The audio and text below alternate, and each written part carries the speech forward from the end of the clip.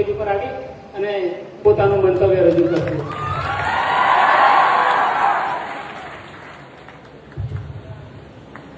આપણને ઇતિહાસની કઈ ખબર નહીં પડતી, જીવનમાં ક્યારેય લાઇબ્રેરીમાં ગયો નહીં, અને બીજી આપણને સમજણ પડતી પણ એટલી સમજણ પડે કે ક્યાંક ખોટું થતું હોય તો એને સીધો કઈ રીતે કરવો અને કઈ રીતે ઠોકવો એ આપણને આવડે.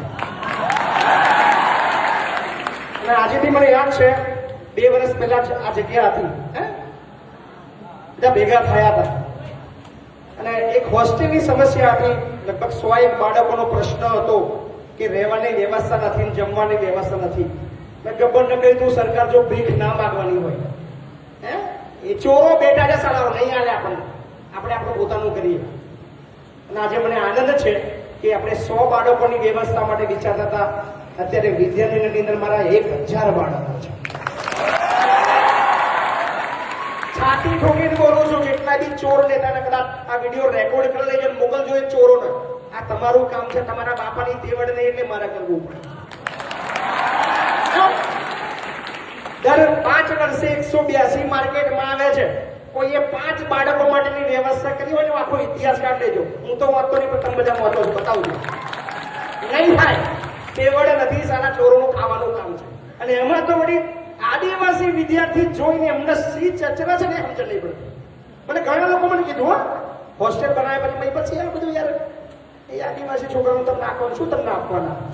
એટલે ચોર એ ખાવાનું કામ તારું. છાતી ઠોકીને બોલું છું મંચ પરથી, બધી સંકુલો ફૂલ છે, પણ આજે પણ કોઈ દીકરો અથવા દીકરી એડમિશન માટે ખાલી જો આદિવાસી, કેમ કે હું દાહોદ કે પંચમહાલ કે ડાંગ કે આટલેથી આવ્યો છું, 1,00,000% ગેરંટી હોય, એક પણ કિસ્સો નહીં મને જે બાળક મને મળ્યું હોય એડમિશન માટે અને મેં એને ના પાડી હોય. આજે બી લગભગ 1000માંથી 500-550 બાળકો આદિવાસી સમાજના છે અને આટલાથી આપણને ધરાવ આવતો નહીં. મારી ઈચ્છા છે કે મહીપતસિંહ માર્કેટમાં આણંદમાં ઉભા હોય બજારમાં અને એમના બાળકોના હાકલ કરે 5000 છોકરાઓ આણંદ વિદ્યાનગરમાં ભેગા થઈ જાય એવું સપનું છે. એટલે આ તો હજુ ખાલી એન્ટ્રી કરી છે વિદ્યાનગરમાં, આખું વિદ્યાનગર વેચાતું લેવાનું બાકી છે. અને જેને ચકરતું હોય કે મહીપતસિંહ બીજાના પૈસાથી લે છે તો એ કહું એને ગાળ નહીં બોલતો, તમે બધા મારા ભાઈઓ છો કે તારામાં તેવડ હોય તો તારા બાપના પૈસાથી લઈને પોચને રાખ. 2 વર્ષમાં ખાલી 100 કરોડના 7 સંકુલ બનાવ્યા છે, હજુ 1000 કરોડના બનાવવાનું છું, લખી રાખ.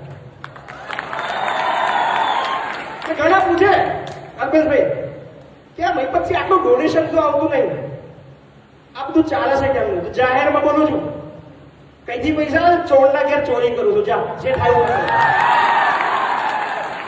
આ દુનિયાની અંદર જેટલા ચોરો છે એ ચોરોના ઘરે ચોરી કરવાનું કામ મહીપતસિંહ ચૌહાણનું છે અને એ ચોરીના પૈસાથી મારા ગરીબ બાળકોને ભણાવું છું. જે ઉખાડો ઉખાડી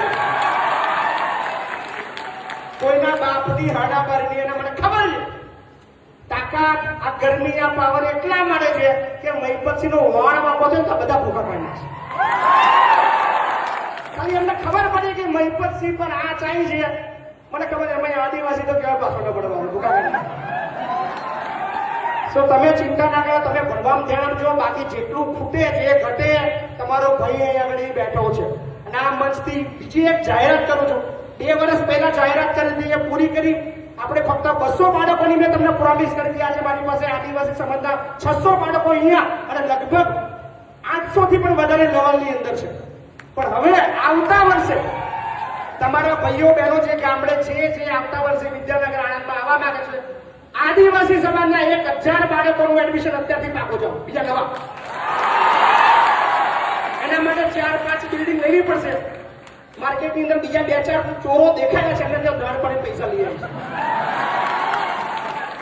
પણ સંકુલ બનવાની, આદિવાસી સમાજના બાળકો ભણવાના, સવાલ પૂછવાના, આગળ વધવાના, ખુરશી બેસવાના, તમારે એમને સાહેબ કહેવું પડશે, લખી રાખવું.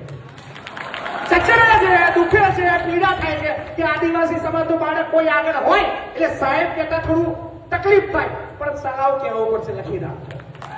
કારણ કે તમે અભણ નેતાઓ છો પણ અમે અમે ભણેલા વિદ્યાર્થી છીએ એટલો ફરક છે તમારા મારા. સો વધારે કશું કહેતા નથી. તમે બધા ભાઈઓનો બહુ બધો આભાર. જ્યાં ટકો, જ્યાં રોકાવ, જ્યાં તકલીફ દેખાય તમારા મમ્મી પપ્પાના ફોન ના કરતા મહીપતસિંહ તમારે ત્યાં બેઠો છે. આવી જવાનું ગમે તેવું હોય. જેટલા પણ બાળકો છે જે ભલે મારી હોસ્ટેલમાં નથી રહેતા પણ ફી બાબતમાં ક્યાંય અટકો તકલીફ પડે તો આપણી કોઈ પણ સંસ્થામાં આવજો કે જો મહીપતસિંહ બનવું છે. 1 રૂપિયો, 10 રૂપિયા, 1000 કે લાખ કે 2 લાખે ફી ભરવા છે મહીપતસિંહ બધે તમને ખાતું. ફરી કહું છું, ચોરના ઘેર ચોરી કરું છું, ચલાવશું, જે થાય એ ખાડી લઈશું. થેન્ક યુ બધાને. જય જોહર.